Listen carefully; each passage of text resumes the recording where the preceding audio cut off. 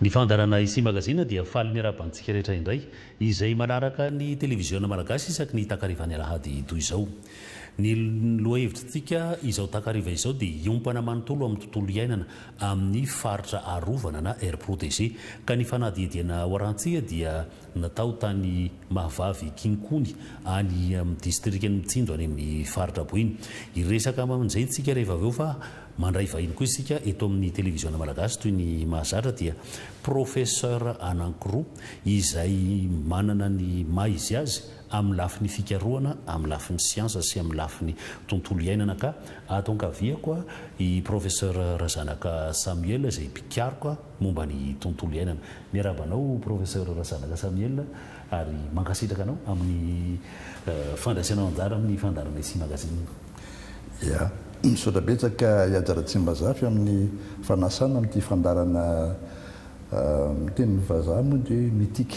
ena lehibe mihitsy ny fandarana ataonao ary misaotra amin'ny fanasana voninahitra lehibe ho any atongavaka eto.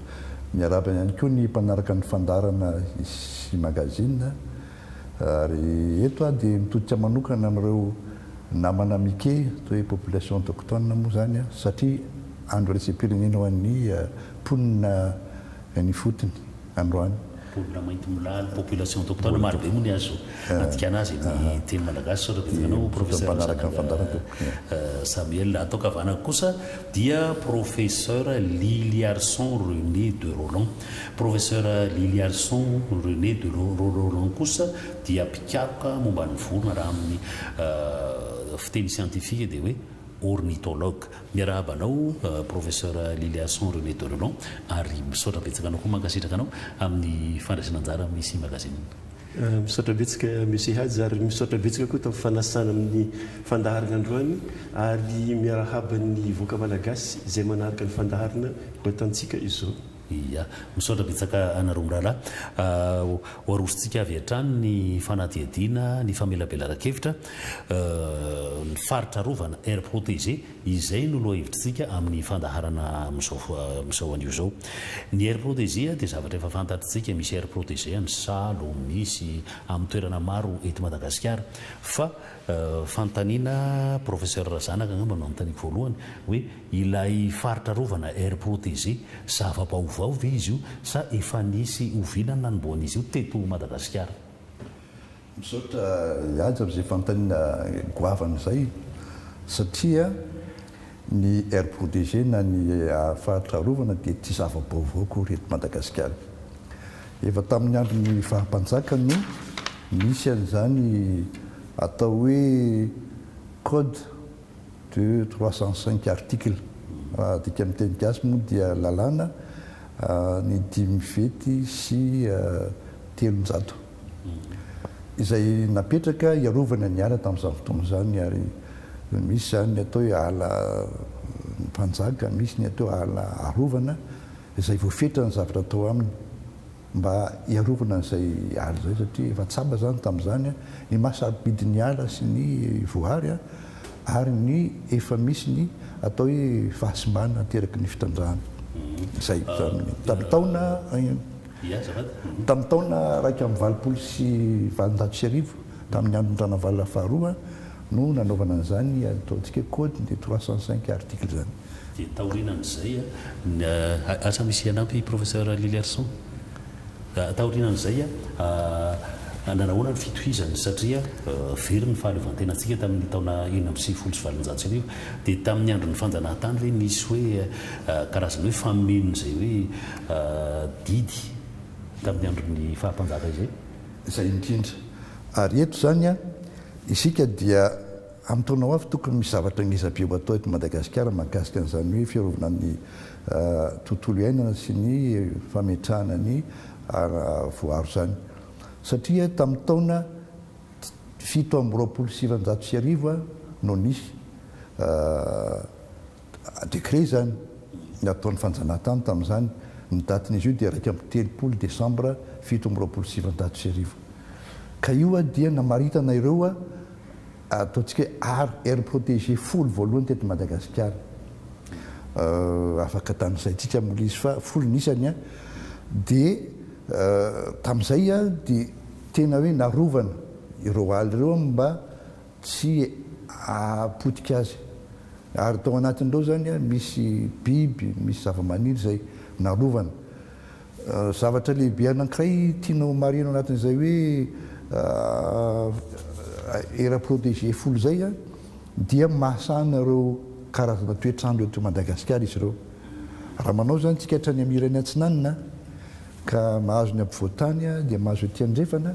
sy ireo nosy dia samy zany misy sokajiana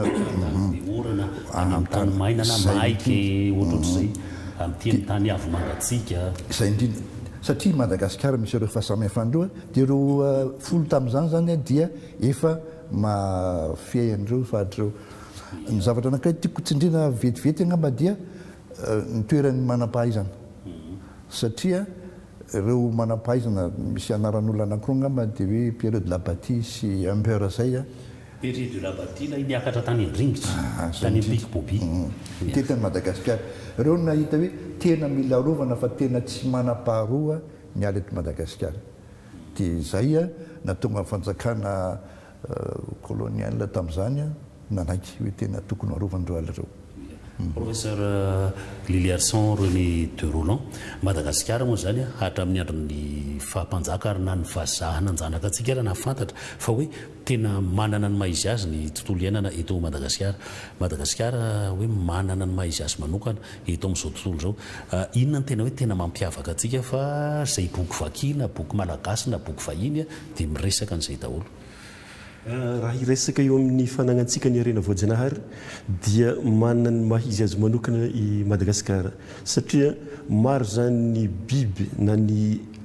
ala eto Madagasikara dia tsy hita raha tsy eto Madagasikara amin'ny raha mpitaigny amin'ny eran'izao tontolo izao raha tsy akaohitra manokana zany za zay fantatsika matetiky ny hoe eo amin'ny resaka lémurien manana 270 karazany zany eto Madagasikara zay tsy hita raha tsy eto amintsika Madagasikara ary araka nambaran'ny professeur Zanika teo mbola tany aloha zany reo ray mandreny bentsika reo dia efa nahalala ny lanjany ny fiarovana ny ala teto Madagasikara satria raha jerentsika zany biby eto Madagasikara zay tsy fahita raha tsy eto amintsika dia saiky any amin'ireny ala ireny no misy azy dikan'izay ny fiarovany regny ray mandrentsika taloha ny ala regny dia efa nafantatra mialoha izy fa manana harena miavaka zay tsy hita eran'izao tontolo izao ny eto Madagasikara ary ny mahanosy antsika ihany koa dia anisany nitarika zay fananantsika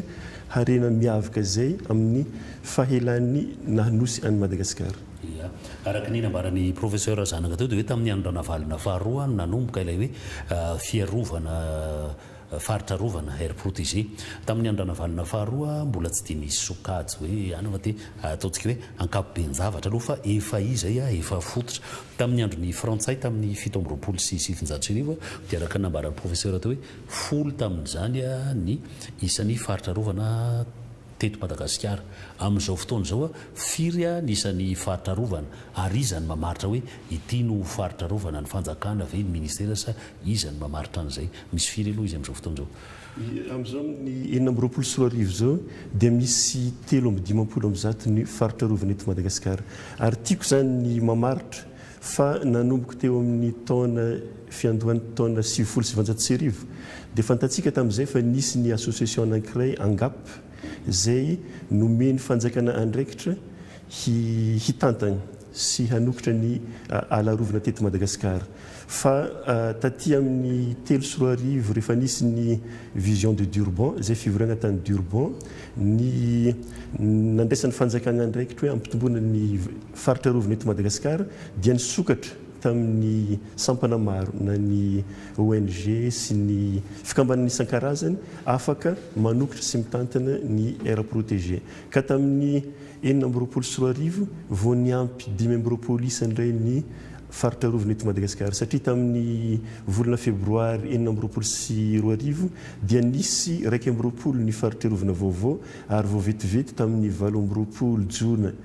farany teo tany Morondava tamin'ny fankalazana ny andro raisam-pirenena ho an'ny tontolo iainana dia vao nisy efatra vaovao ka 350 ny faritra rovana misy eto Madagasikara amin'izao fotoana izao inona ilay fepetra hoe araka ny voka-pikaroana ve sa araka ny hoe mitombo ilay faritra rovana inona ny fepetra Ny fepetra zany dia ny fanagnany toerana anankiray ny harena voajanahary ataontsika hoe biodiversité ary ny manaraka an'izay zany dia ny fiarovantsika nyregny harena voajanahary regny anisan'ny fepetra satria tokony hanana zavatra mampiavaka azy zany toerana raiky ary tsy hoe ny biby sy ny ala ihany fa hoe inony zavatra ilainy fiarahamoniny ahafahantsika hiaro an'iregny harena voajanahary regny ho an'ny taranaka faramandimby. Ny fiarovana ny arena voajanahary ny faritra rovana sy ny fifandraisan'izay amin'ny fiarahamonina araka nambarany professeur Liliarson teo dia hoarahantsika izay amin'ity fanadidina tokana hoarahantsika amin'ity fandarana ity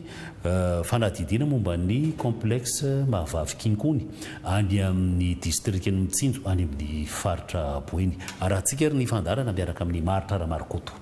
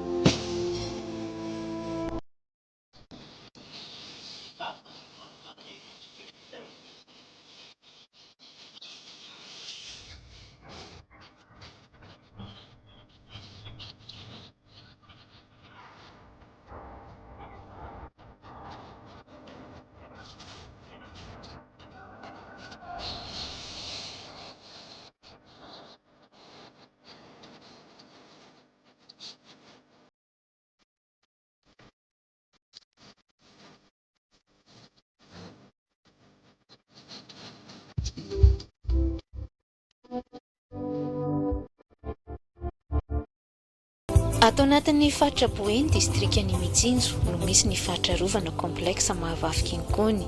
midadasika mahery ny 27,703 hektara ny velarany izay ahitana ekosistema na rovoary maromaro eo alohan'ny ala izay misy ny atiala maina ny Tsiombokibo mirefy 7,1 hektara ny farihin'ny Kinkony izay farihy faharoa lehibe indrindra eto Madagasikara eo koa ny renirano ny Mahavavy ny Alamoko izay mahatratra amin'ny 7,1 hektara ny Kapitanjona sy ny Be de Marambitsy izay manasaraka ny district ny Mitsinjo sy Soalala ny Ranomasina ary ny Récif corallien na ny Vatoara. Ny complexe Mahavavy Kinkony dia iray amin'ireo faritra rovana miisa 7 ato anatin'ny faritra Boeny.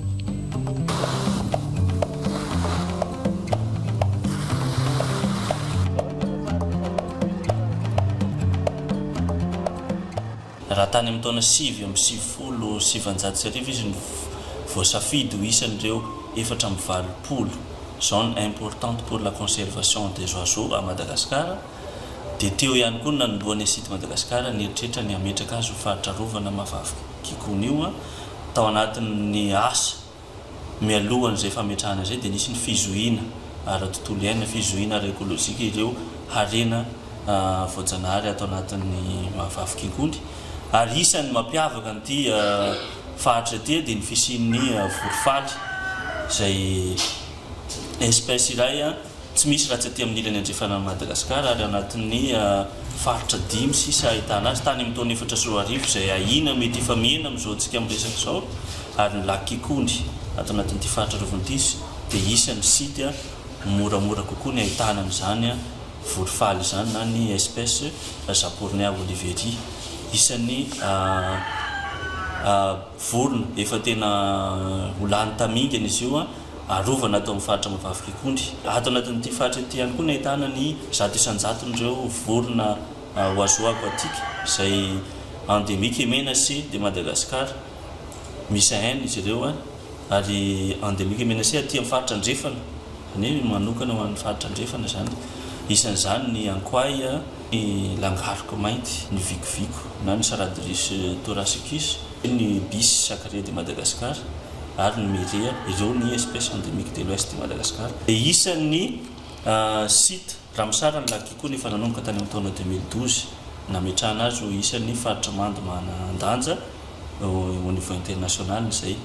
noho ny fisian'io laky koa fisian'ireo faritra mando na ny dranomasina na any anaty ranomamby ary miaraka amin'ny faritra mando amin'ny ao anatin'ny district Mitsinjo rehetra ny district Mitsinjo zay toerana misy ny faritra arovana mivavaka koa dia isan'ny vosikajy ho fahavalo amby folo ny ville na ny toerana tanàna lehibe ville Ramsar zany hoe ville manandanja amin'ny resaka fisian'ny faritra mando. Ny faritra mando ato mazava ho azy dia sady misy importance écologique ary eo ihany koa ny apport amin'ny asa amin'ny fampandrosoana ny mponina izay rehetra izay no antipisian'ny mpitantana teny site Madagasikara miaraka amin'ny plateforme MMZ na Marambitsy May Zavaboary nametraka an'ity faritra rovana ity nanomboka tany amin'ny taona 4 raha toa ka tany amin'ny taona 5 zay vao nahazo ny sataraikitra ho lasa aire protégée complexe Mahavavy Kinkony. Isan'ireo faritra rovana no faritana ny eto Mahavavy Kinkony rehefa nanosony ny fifanarahana raisam-pirenena tany Durban Afrika Atsimo Madagasikara nandritra ny fionam-be fahadimy ny Union Internationale pour la Conservation de la Nature na UICN ny volana septambra 2020. Voafaritra tao anatin'izay ny fampitomboana ny faritra rovana eto Madagasikara.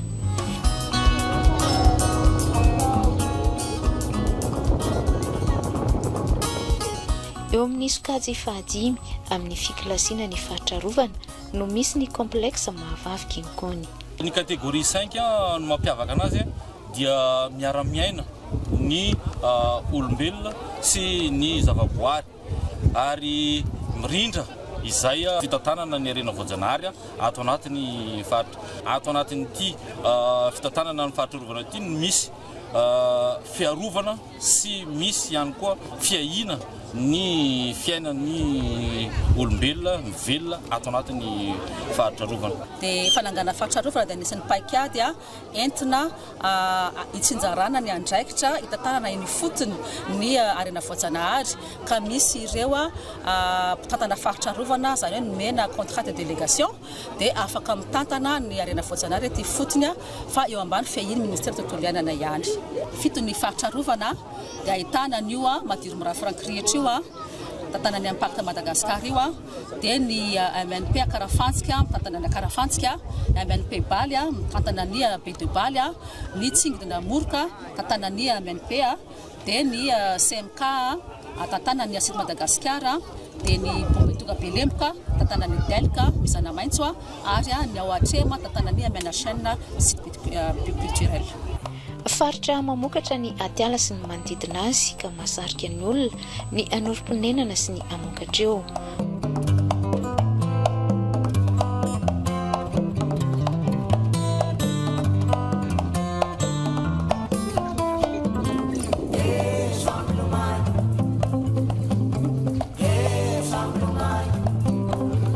Marobe noho izany ny tsindro mahazo ny zavaboary eo aloha ny fitrandrahana tsy ara-drariny ny hazo ny zavamaniry sy ny biby an-tanety sy ny any anaty rano eo koa ny tetikala ary ny tena zava-doza dia ny toroala sy ny afo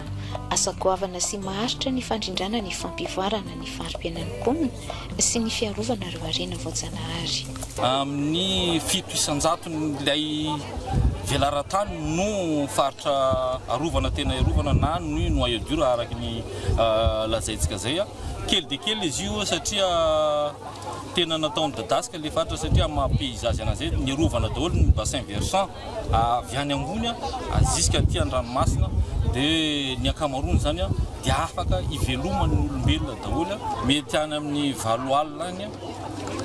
ny olombelona miaina ato anatin'ny faritra rovana ary mahazo voka-tsoa amin'ilay service écosystémique hoentin'ilay faritra rovana. Misy mivelona mivantana amin'ny ressources naturelles raha tsy resaka atsika ato anatin'ity district Mitsinjo ity no famokarana trondro lena sy trondro maina makany Tananarivo zay atao hoe ivelomany olona ifotony dia maro ny resaka fampandrosoana asa fampandrosoana sy velotena atao anatin'ity faritra rovana ity akoatra n'ilay asa mahazatra mahafaritra rovana azy zay asa fiarovana ny tontolo iainana. Nisy ny asa fampandrosoana izay natao ampiroboroboana ny velotenan'ny mponina ny fotony ary natao ampiova ny toe-tsaina izay miankina feno amin'ny fitrandrana ny arena anaty ala anaty rano arena mba fitrandrana tsara-drary nireo arena voajanahary dia nomena izay asa fampandrosoana izay ahafahan'izy ireo mirona sy mifatoka bebe kokoa amin'ny asa fivelomantena ary mampiena ireo tsindry izay atao anatin'ny faritra rovana. Raha tsy tsara tantana ny développement zany hoe ny fiainan'olombelona anatin'ny faritra rovana io dia lasa miatraika aty amin'ny asan'ny fiarovana indray zany ilay izy fa tsy maintsy mihitsy zany fifandrindrana ny asa fiarovana sy ny asa fampandrosoana satria misy mponina manodidina ilay faritra rovana sokatsy fadimy tahaka ny Sianka. Mahatsapa ny asarobidiny ny arena voajanahary ireo mponina tahaka ny Norbert mponina eto Ambalimarty dia resy lahatra tanteraka izy niaro ny zavaboary ka nanova ny fomba fanao mahazatra dia ny fitrandrana ny ala ka lasa ho mpiaro tontolo iainana ankehitriny. Mpifindra monina avy any Atsimo-Nosy izy ary tonga teto tamin'ny taona 2000. Zahay taloha tany zany nanimba anatin'ny ala maro zavatra nataonay tany natao any ray aman-dreninay fa le tsoroko ataoko hoe anay satria le ray aman-dreny nanao azy dia zao sahala zao zany nagnapotika ala nanao sarebo nandoro ala zay nanao azy raha fa natsanga ty masakisakitera zany ato Ambalimarty hoe ty nataoko hoe atsika ray aman-dreny ndaotsika hiova fo ary makasitraka zany hiova fo zay avy zany asity Madagasikara tonga eto nanao zay fanentana izay hoe nataony asity Madagasikara hoe atsika piara-miasa atsika piaro tontolo iainana sy zavatra voajanahary dia resy lahatsy zay niova fo taona zany niovanay fo hoe Ambalimarty miaro tontolo iainana niova fo manao tatamotro miaro afo miaro tontolo iainana zany sy zavatra voajanahary ao faritra Alafaly faritra Rovana eto Ambalimarty. Raha ohatra zany tonga le moto afo zany atao hoe moto lomay zahay miaraka amin'ny ray aman-dreny na lehilahy na vehivavy mitondra fitaovana ao bidô misy rano zany lasa mamono ny sasany lasa mampipopoka sasany lasa manday angady sasany zay zany fitaova famonanay ady amin'ny afo.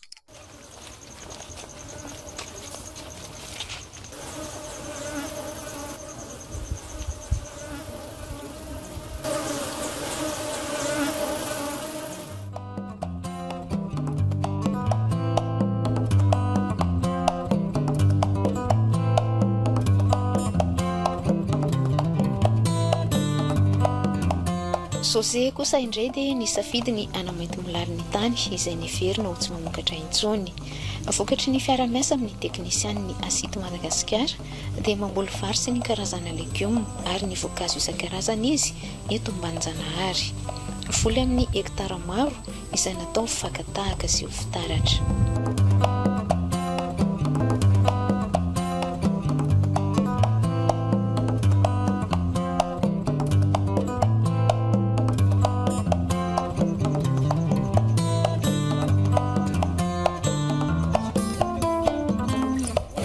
toeranangazana nefa no atsaraina fotoana ohatran'izao tsisy olona mipetraka misy aty rehefa taloha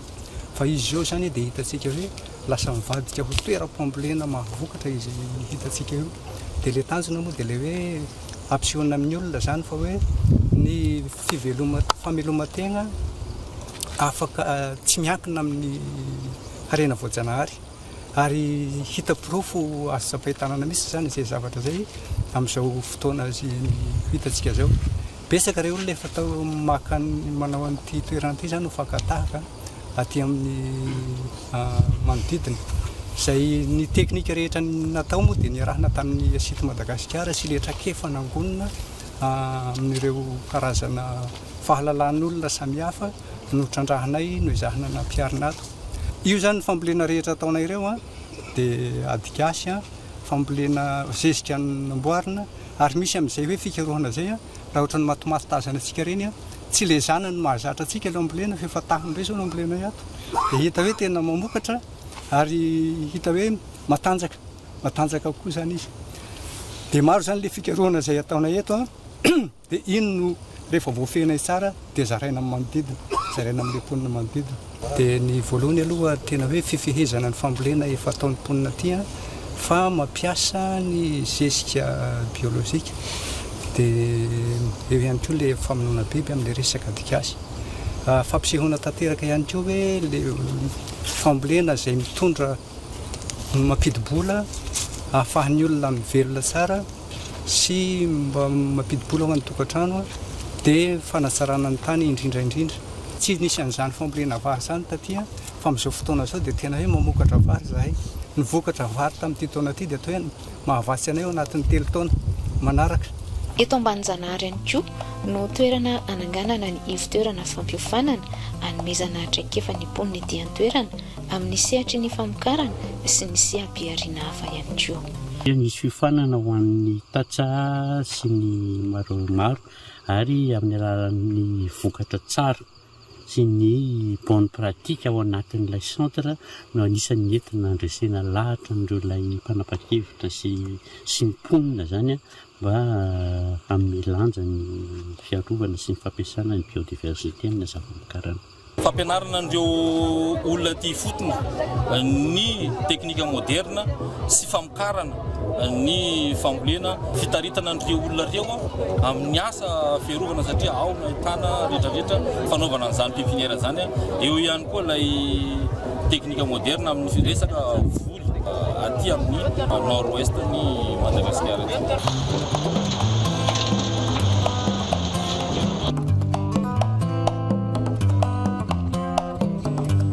Ao anatin'ny paikady fiarovana ny zavaboary atao amin'ny complexe Mahavavy Ginkony dia nampiarina ny tetikasa antsoina hoe symbiotique. Tetikasa ampiasana ny teknôlôjia avolenta sy ny fampitam-baovao ahafantarana ny zava-misy rehetra ao anatin'ny faritra rovana. Tetikasa maharitra 5 taona.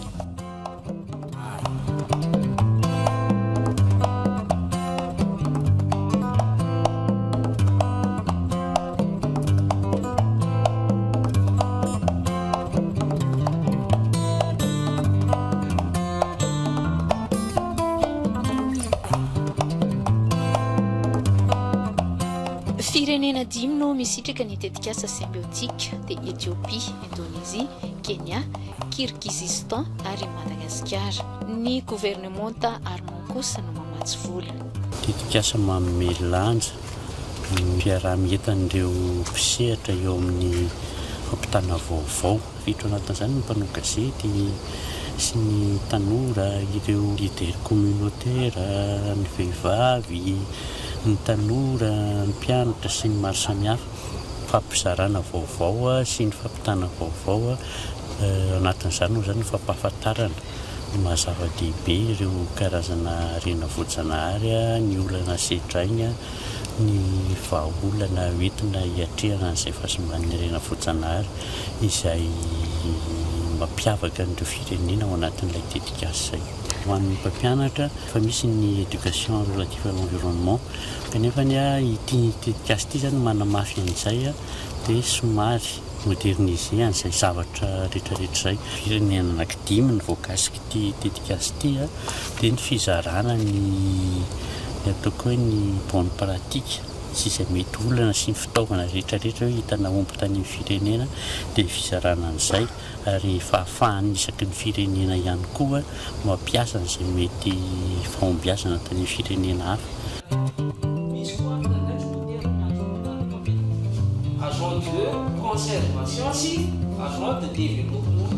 Nomena fiofanana araka izany ny mpitarika ao anivon'ny fiarahamonina misy 20 sy ny agent de communication maromaro. Miantsehatra ao daholo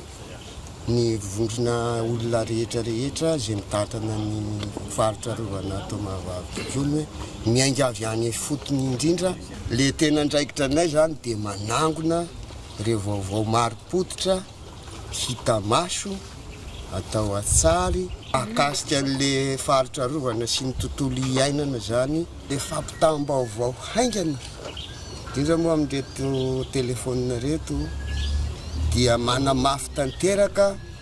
ny fiarovana ary voary tanteraka le faritra ny tontolo iainana indrindra reo biby endemika zay mbola misy indrindrandrindra any amin'ny faritra misy anay Katondra tsy dia mijanona hoe manapita vaovao fa manentana ihany koa andreo mpiara-monina indrindra ny vahoaka ny VOI ny fikambanana isan-karazany indrindra ray vahoaka any fotony ampahafantatra ny olona hiaro ny tontolo iainana fa tsy hanimbasimbaly na motomotika azy no satrotra ny kakazo. Mifantoka amin'ny fampahafantarana ny faritra rovana sy ny fampitam-baovao amin'ny fotoana haingana ny tetikasa nomena lanja manokana ao anatin'izay ny tanora sy ny vehivavy. Sary feo dia vidéo izay misy zany no manangovaovao mahakasika ny tontolo iainana dia izay no avoaka afana miaro amin'ilay faritra rovana dia afana mampita azy amin'ny olona koa hoe izao no tena tanjona amin'ilay fiarovana ny tontolo iainana dia izao koa ny fandraisana anjara ny tsirairay tokony ho isy amin'ilay aire protégé. Karazana présentation ilay CMK mihitsy raha izy kohatra eny Amakary misy amin'ilay hoe vorofaly izay tsy hita afa-tsy aty amin'ny aire protégé CMK dia aseho ny olona mihitsy hoe ny bararata no habitat mety amin'ilay vorofaly dia afaka aseho mihitsy le bararata io le bararata avoan-drano dia izao ny zavatra atao iarovana an'io dia izay vaovao izay tsara paritaka afany rehetrarehetra na eny fotony na ny mpandalo mitsidika ny aire protégé hoe izao ny zavatra tokony atao hitandremana an'ilay bararata mba tsy ho lany tamingana ilay vorona. Ny fiarahamonina zany fandraisana vehivavy mety hoe miresaka kokoa misy koa lehilahy miresaka fa raha aminay aty zany mba afaka mifandray ohatra hoe vehivavy koa le olona andehananao dia mba mifandray tsara zany izay mety hoe misy fahaizana mihoatra noho ny lehilahy koa le vehivavy dia eo amin'ilay fandraisana ndraikitra ny vehivavy zany rehefa tafiditra anatin'ilay asa atao izay vao mivoaka dia na lehilahy zany na vehivavy rehefa hoe sainao vonona dia vatana koatran'izay dia samy afaka mandeha anjara zany indrindra moa hoe izay tanora. Rabenao androany ialokalofanao raha tizay dia kotsika mandray anjara amin'ny fitondrovana ny taranakatsika amin'ny alalany fandraisana andraikitra amin'ny tontolo iainana entina izany hanampiana ireo lehilahy vaditsika ireo mba hahafahantsika koa mampandroso an'ilay tokantranotsika sy ity toerana misy atsika ity. Nentanina ny mponina hiaro ny tontolo iainana napetraka ihany koa ny pagady maro ahafahana mampivoatra ny fiainan'ny mponina mba tsy hanimba ny faritra rovana. Efa nahitam-boakana izany rehetra izany saingy mbola maro ihany koa ny ezaka tokony atao. Efa be dia be ny asa napetraka raha tsy resaka ny système de patrouille izay zanaky nyity faritra ty ihany no miasa amin'izany patrouilleur ny asity Madagasikara manao an'izany fisafona sy fizoina ireo zavaboary atao anatin'ity faritra ty. Eo ihany koa ny fiarah-miasa amin'ny vondron'olo fotony na miatrana n'ireny vondron'olo fotony izay misy 3 atao anatin'ity faritra ty. Efa nampisongadina n'ity faritra ty ny voly tongolo izay atao hoe efa mivelatra amin'ny marché nampidirina tato koa ilay système de riziculture améliorée na ny SRA exploitation durable nampianarina andreo olona reo koa ilay rarafia mba hitrandran'ireo olona reo ary azahoan'ireo olona reo vokatsoa izay ataoko hoe raha tany aloha ny fibarana rifendro naondrana ankehitriny eto mihitsy no mamokatra an'izany produit na dérivé na rafia zany efa mamokatra saky efa mamokatra satroka zareo mbola betabe ny asa miany satria fantatsika fa ny faritra rovana eran'i Madagasikara dia misedra an'izany fifindrammonina zany ary anisany teknika izay noentina tato ny fampidirana na intégration andreo findrammonina reo ho namana tantana n'ilay faritra rovana ary anisan'izany teto Ambalimaro ty. Isan'ny antony mampiroborobo ny famotena ny ala izay fifindrammonina izay ka ilaina fandraisana andraikitra feno amin'ireo tompona andraikitra tsirairay avy ny amin'ny fanetanana ny amin'ny fampivondronana ireo mpifindrammonina ireo hiverina ty amin'ny fokotany sy ny vahoaka ifotony fa tsy ndeha tonga dia hiditra ny anatin'ireo arena voajanahary ireo ary manao an'izay asa fanombana izay. Anisan'ireo hetsika entin'ireo mpifindramonina aty amin'ny faritra rovana complexe Mavavikinkony ny fambolekazo izay tao anatina 10 hektara zany nahitana karazan-kazo anankitelo dia mba ho anarenana ireo faritra izay azo atao hoe fa simba ary koa iantoka ny famokarana arina ao aoriana ao sy ho ampiasana amin'ny resaka famatsiana voankazo indrindra satria misy hoe madiro moa ao anatina sehampiariana madiro dia izay ny anton'ilay fambolekazo.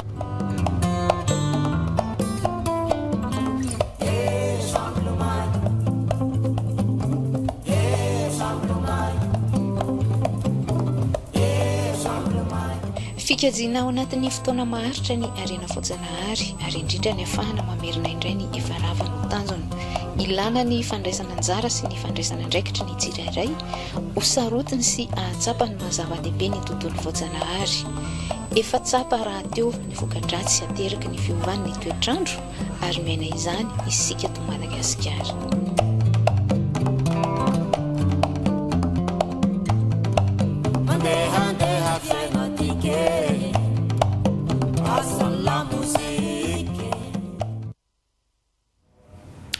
Isaorantsika maharitra ramarikoto ny tonga ny fanadihadiana tany amin'ny complexe Mavavikinkony.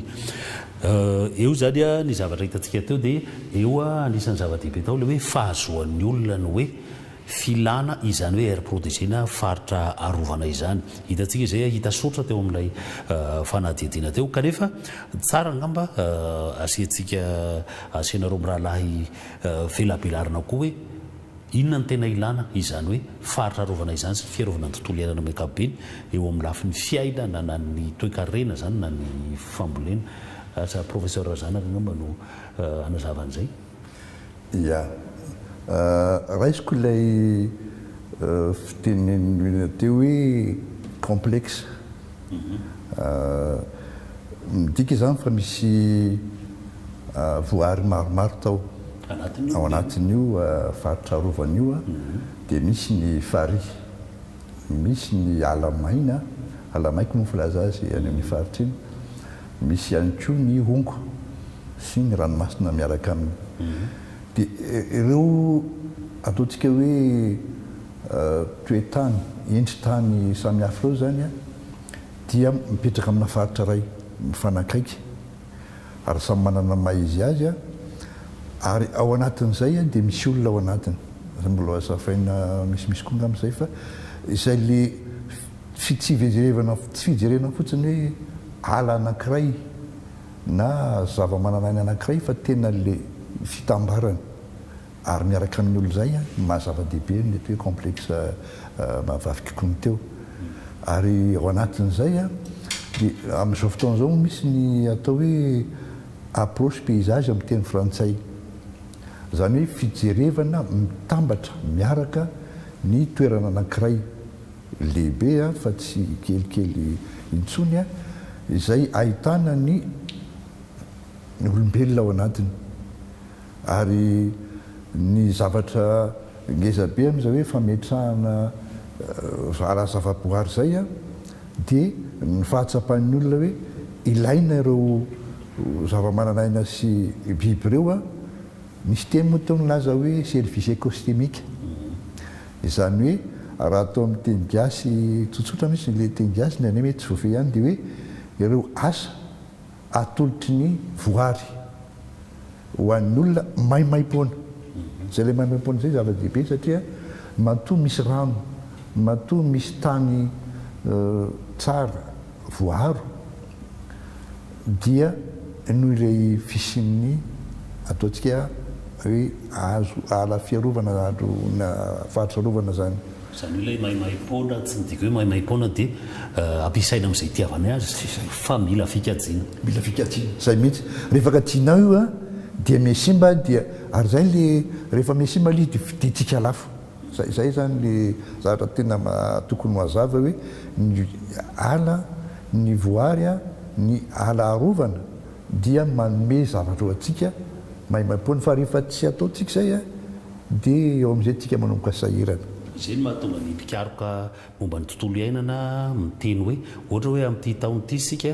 ny ataontsika hoe harena voajanahary tokony hoe no ampiasaintsika no hoanitsika tamin'ity taona ity efa tapitra amin'ny volana aogostra na volana septambra dia efa miaina trosatsika zany zao ny zavatra tokony iainantsika amin'ny heritaona efa amin'izao volana aogostra zao tsika dia efa mihinana azy zany hoe sika olombelona zany mety tsy dia tsapatsika zany fa io ny rano io ny rivotra io ny tany io ny hazo fa itsika zany tataovatrosa ary efa mitsanga le fahaboatina zay vao tsika mahatsapa hoe ay moa nisy azany ay moa nisy an'ity tsy fampinoranyity ay moa nisy an'ity tany niotsaka ity satria eritreretintsika hoe zavatra mandeha ho azy zany fa misy an'ireo voary izay miantoka an'izay dia izay le atao hoe service écosystémique ary ny ala arovana ny faritra arovana no manome be indrindra n'izany atao hoe service écosystémique zany fanateverana fanazavana professeur Liliarson raha ampiko ny fanazavana nomeny professeur zanika teo igny amin'ny hoe ilaina ny faritra arovana satria ny zava-misy eto Madagasikara ary tsy afeligny zany na atsika zay nahita fianarana azy mahalala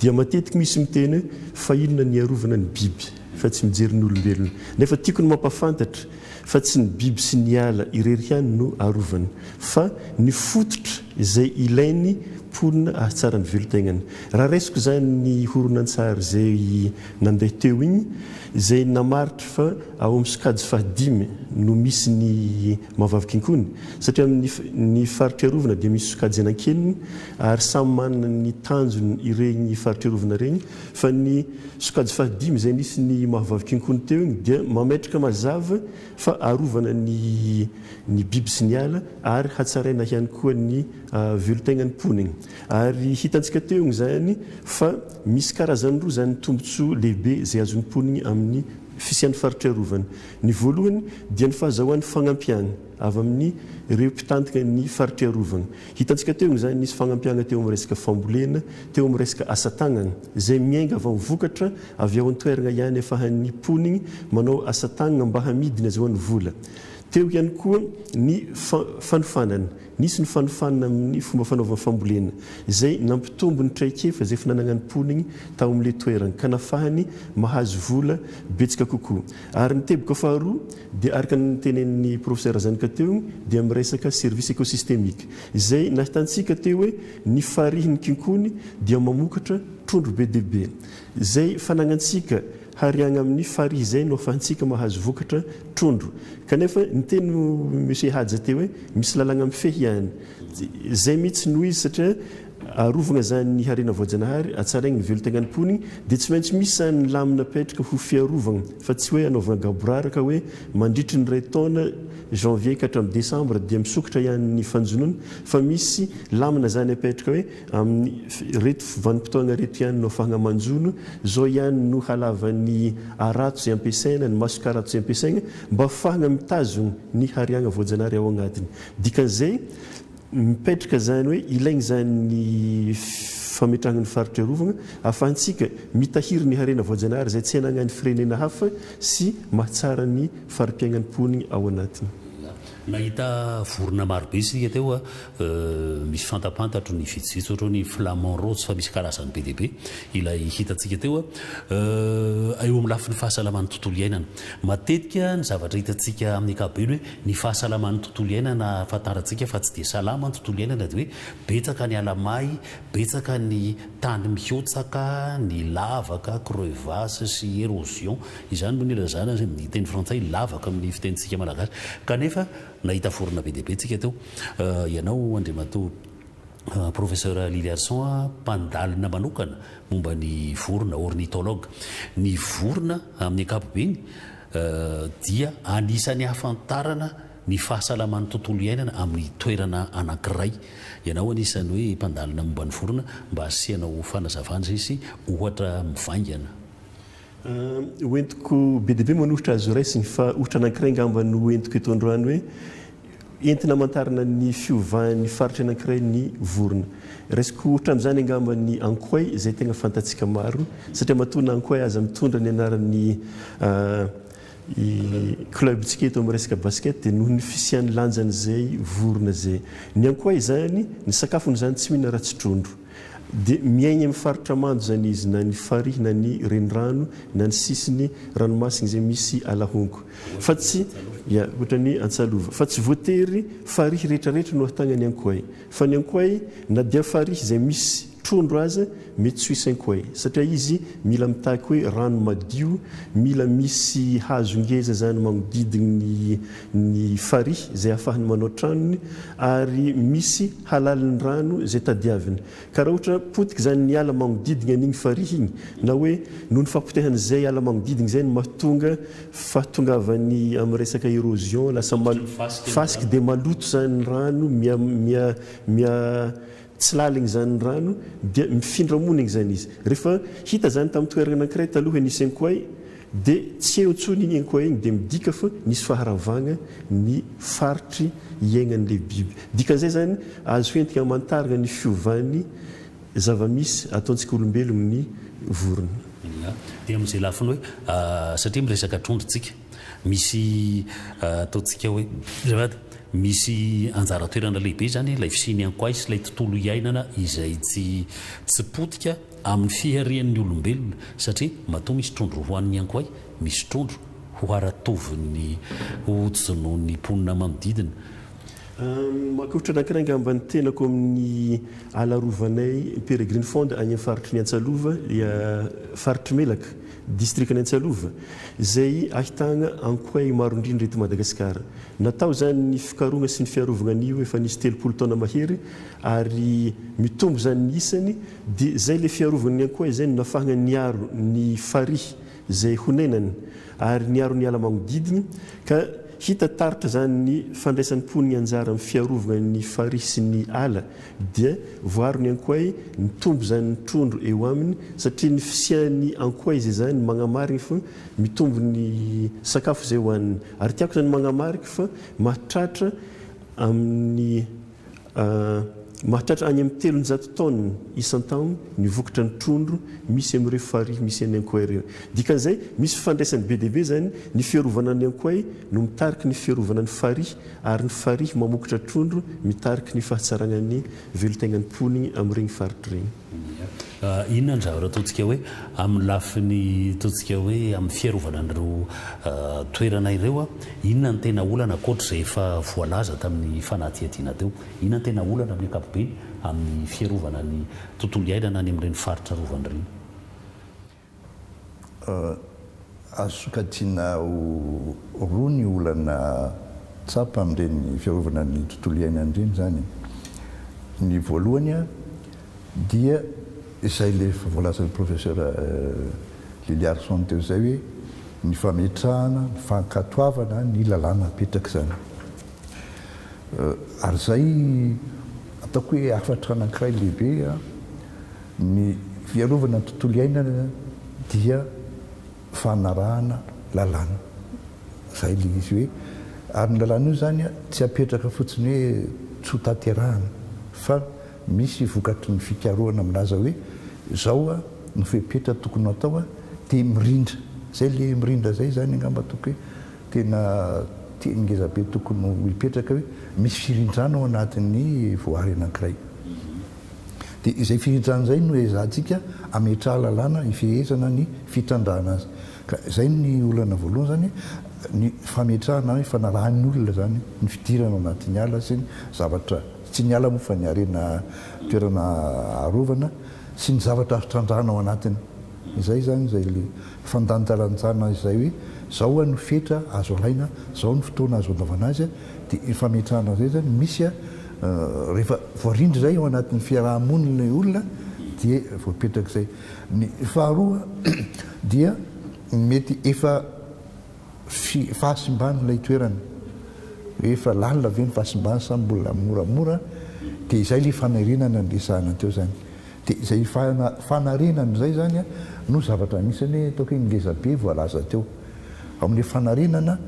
dia misy fipetra koa arahana amin'izany ary eo no toeran'ny ataontsika hoe voalaza teo misy manam-pahaizana milaza hoe fiaroana natao misy ampiarahana amin'ny ady gasy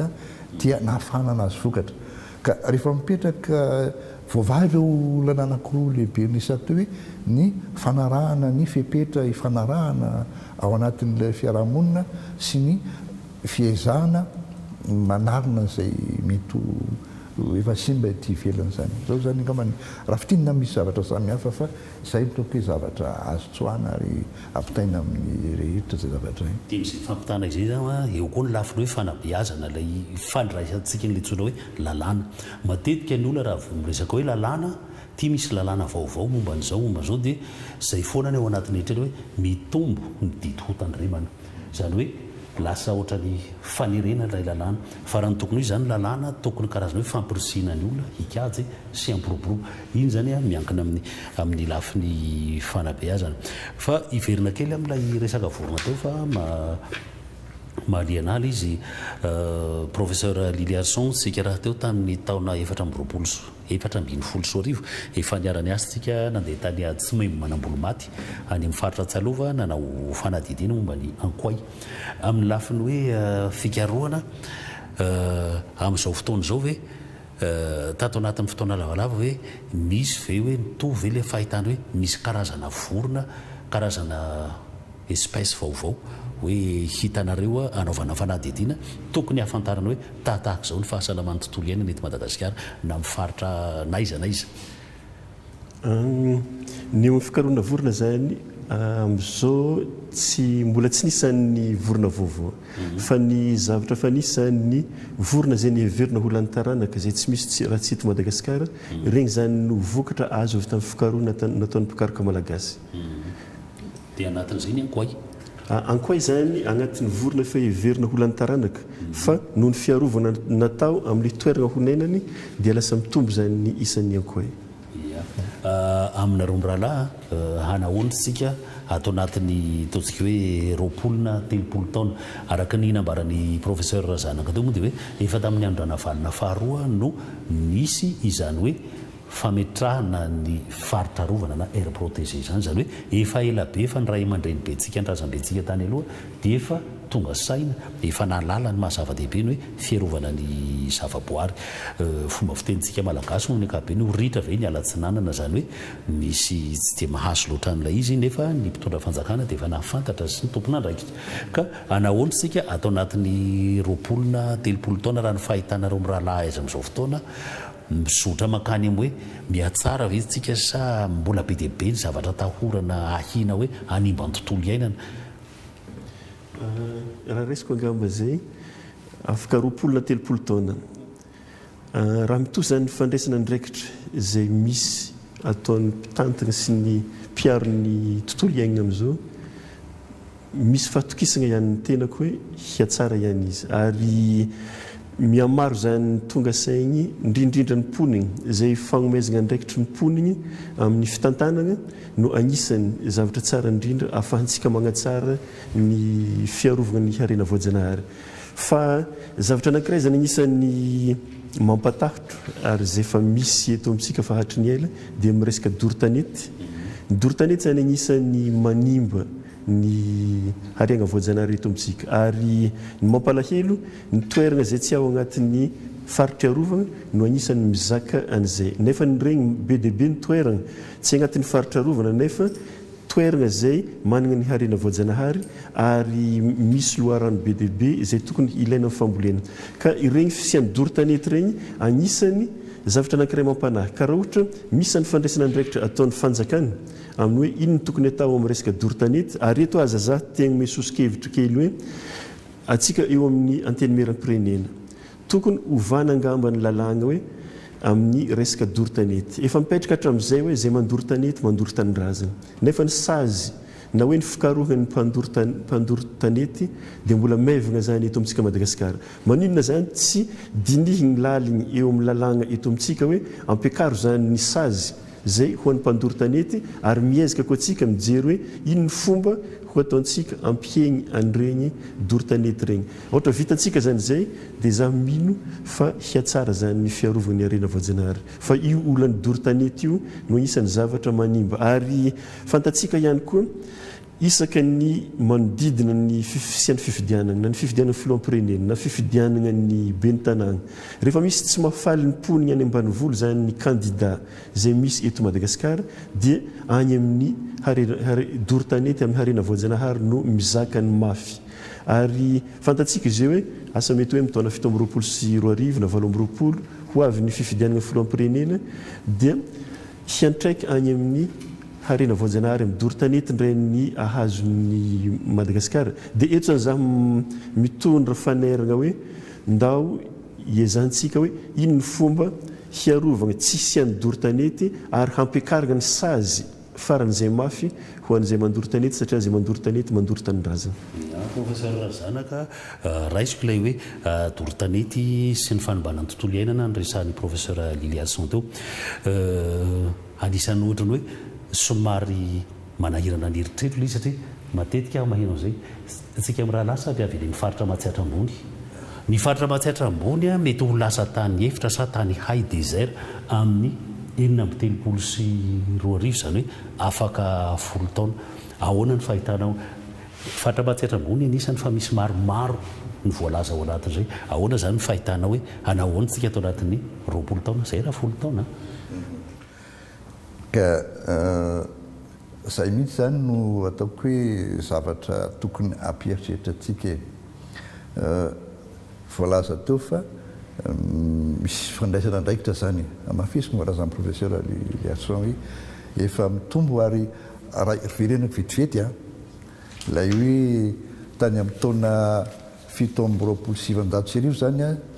dia eo amin'ny efatra hetsy hektara no apen'ny tany arovana zany filaran-tany arovana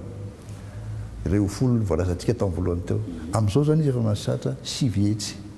mbola mitombo zany zay raha ohatra hoe tsy fitapitrisa mantsy tsy fitapitrisa zany raha angamba folo tapitrisa no any zany amin'izy zany amin'izao zany hoe mitombo zany le ala arovana fa ny ala amin'ny ankapobeny dia misy fiainana ihany tsy kelikely ary zay no vokatra ateraky ny fiainan'ny ala dia ny fiainan'ny ranorana io moa le ataontsika hoe misy ovan'ny toetrandro amin'ny ankapobeny eran'izao tontolo zao fa amafisiny fahasimban'ny ala sy ny doro-tanety eto Madagasikara ka izay le tany hay zay zany izy efa manomboka hita amin'ny faritra maromaro amin'ny faritra andrefa Madagasikara dia hiakatra ty amin'ny afovoantany satria miakoka ny tany nofotany ary ny toetrandro dia ao anatiny raha ataontsika hoe voalazan'ny mpamatatra ny toetrandro fa ny faritra ty ampovoantany dia nisan'ny hiaran'izay fiainan'ny rotsakoran'izay ka rehefa mifangaro ireo hoe fiainan'ny rotsakorana sy ny amainan'ny tany dia hiangazana zany le tany ary mampanaly izy raha tsy misy fepetra raisina zay ngambany azokazana efa tapitra ny fotoanantsika teny famaranana fohifohy avy aminareo mirahalahy teny famaranana fohifohy fanedana voalohany aloha misaotra betsika ny hajarantsika mazava fihinanasanay tonga teto namela velatra an'izay resaka tontolo iainana zay ny afitra tiako ampitaigna ingamba dia magnentika atsika tsirairay avy mba hiezaka hiaro ny harena voajanahary zay misy eto amintsika ary harena ankabeazany tsy hita raha tsy eto Madagasikara ary zay fanagnantsika harena voajanahary zay no fomba anankiray ahafahana mampandrosan'ny Madagasikara satria ny resaka tontolo iainana no iankinany fiainana rehetrarehetra eto Madagasikara na ny resaka fambolena fiompiana fahasalamana fampianarana dia miankina amin'ny resaka tontolo iainana ka ndao isika rehetrarehetra mba samy hikady sy hiaro ny harena voajanahary ho an'ny taranaka faramandimby misaotra topoka efa feno voalazan'ny professeur Liliasson zay izay nahafaly any niaraka taminy androany zaza lehibe ny farany dia raisiko nytenin'ny président Chirac hoe